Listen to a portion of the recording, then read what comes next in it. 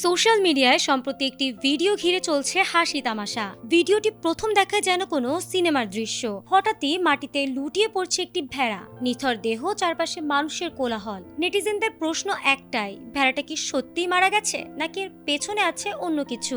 এমন এক বিচিত্র ভেড়ার কাণ্ড দেখে হেসেই খুন্নের দুনিয়া। এই কৌতূহলী মুহূর্তে ভিডিওটিকে ভাইরাল করে তুলেছে। এই ঘটনাটি ঘটেছে চীনের নিংশিয়া প্রদেশের একটি পশুর বাজারে। সেখানে ক্রেতারা ভেড়াটি দেখতে এগুলেই আচমকা মাটিতে পড়ে মরে যাওয়ার ভান শুরু করে সেটি। প্রথমে সবাই ধরে নিয়েছিল ভেড়াটি অসুস্থ, ফলে কেউই কিনতে আগ্রহ দেখায় না। কিন্তু আশ্চর্যের বিষয়, মানুষ সরে গেলেই ভেড়াটি আবার উঠে দাঁড়িয়ে স্বাভাবিকভাবে হাঁটতে শুরু করে। এই অদ্ভুত আচরণ বাজারে থাকা লোকজনকেও হতবাক করে তোলে। কেউ কেউ ধারণা করছেন বিপদ এড়াতেই এমন অভিনয় করছে ভেড়াটি, আবার অনেকের মতে এটি নিছকই কাকতালীয় একটি অভ্যাস। তবে ভিডিওতে ভেড়াটির নিখুঁত টাইমিং দেখে নেটিজেনদের অনেকে একে অসাধারণ বুদ্ধিমান, অস্কারজয়ী অভিনেতা বা ড্রামা কুইন বলেও মন্তব্য করছেন।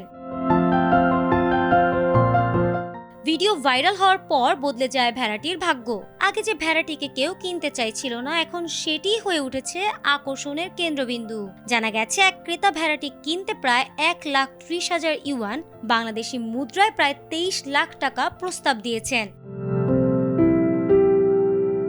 কিন্তু বিশাল অঙ্কের টাকার প্রস্তাব পেলেও এখন ভেড়াটি বিক্রি করতে নারাজ তার মালিক। তিনি তার অভিনেতা ভেড়াটিকে এখন আর বিক্রি করতে রাজি নন। তিনি বলেছেন এটি ভীষণ বুদ্ধিমান এবং মানুষের মতো আচরণ করে। কেউ তাকে দেখতে এলেই সে মরে যাওয়ার ভান করে। এমন আদুরে প্রাণীকে কি আর বিক্রি করা যায়?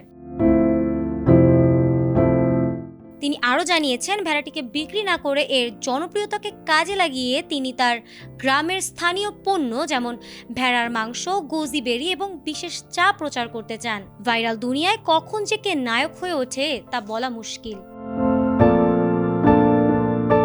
ফারহানা হক, এটিএন বাংলা।